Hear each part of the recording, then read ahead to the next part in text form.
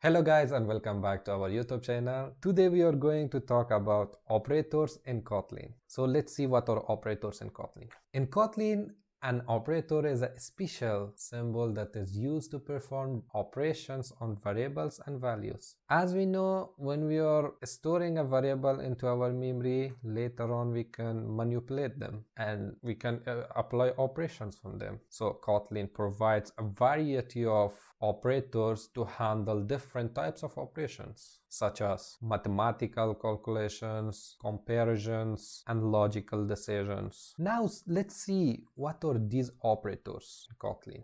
In here we can see the types of operators, which is categorized into following types. There is arithmetic operators, comparison operators, logical operators, assignment operators, increment and decrement operators, and bitwise operators. The first one, arithmetic operator, will perform only mathematical operations like addition, subtraction, multiplication, division, or modulus. These are the symbols which is used for mathematical operations. These are the operators basically in Kotlin that we can use for addition or subtraction or so on. The next one is comparison operators, which will compare two values and return it is value which is true or false. These are the symbols. Double equal to will be equal to, and the other symbol is used for not equal to. This is either greater than or less than that we can use in our program, that it will return either true or false. The next one is logical operators. It is used for decision making and conditions that we can use with if else statement.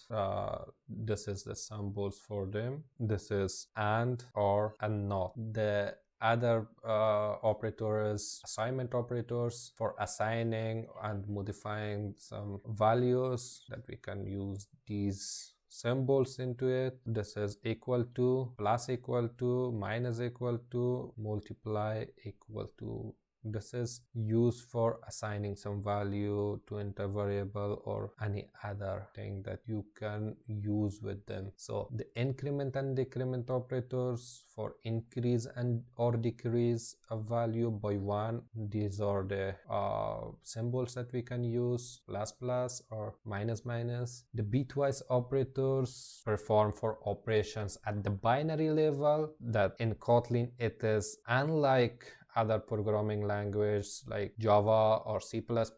We are using different functions for bitwise operations or binary operations. Don't worry, we will learn about each one of them, each one of these operators in separate videos. I have lectured everything clearly with codes. So thank you guys, and don't forget to like, share and subscribe our YouTube channel. See you in the next one.